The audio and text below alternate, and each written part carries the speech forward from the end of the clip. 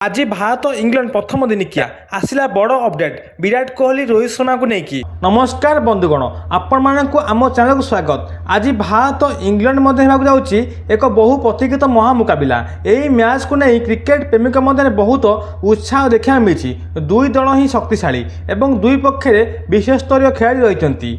जदि देखा ताहले भारत और इंग्लैंड मध्य आज होगा हाई वोल्टेज महामुकाबिला। T20 मैच हारिया पर टीम इंडिया जोरदार कमबैक करने को मैदान को ओह्लैब। समस्त नजर भारतर बैटिंग और बोलिंग उपर। यही मैच किए हेब हिरो? भारत कौन T20 प्रतिशत नेब कि ना इंग्लैंड पुणी थे बाजी मार?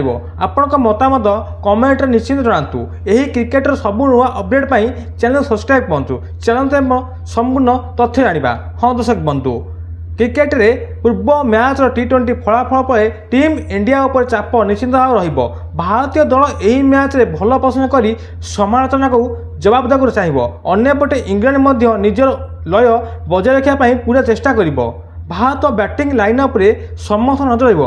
ओपनर माने भल आरंभ कले दल एक बड़ स्कोर करिपरिबो। मिडिल ऑर्डर भूमिका मध्य अत्यंत गुरुत्वपूर्ण रहिबो। बोलिंग विभाग मध्य आरंभ विकेट ना पड़िबो, नचेत इंग्लैंड बैटर माने बड़ स्कोर छिड़ा करि पारंती। पिच एवं पाग को देखि दुई अधिनायक टॉस जीति प्रथमे बोलिंग बैटिंग नेबाकु निष्पत्ति नहीं पारंती। तेणु टॉस उपर मध्य समस्तंकर गुरुत्वपूर्ण रहिबो। तेबे आपनक मत यही मैच रे किए विजय हेबो? भारत कौन जोरदार कमबैक करिबो कि ना इंग्लैंड पुणी थे बाजी मारिबो? आपनक प्रेडिक्शन कौन कमेंट निश्चित कहतु। जदि आपनक क्रिकेट अपडेट दरकार ताहाले आम चैनल सब्सक्राइब करतु एवं आम वीडियो को लाइक शेयर सब्सक्राइब करी शेयर कर दियंतु। नमस्कार, धन्यवाद, जय हिंद।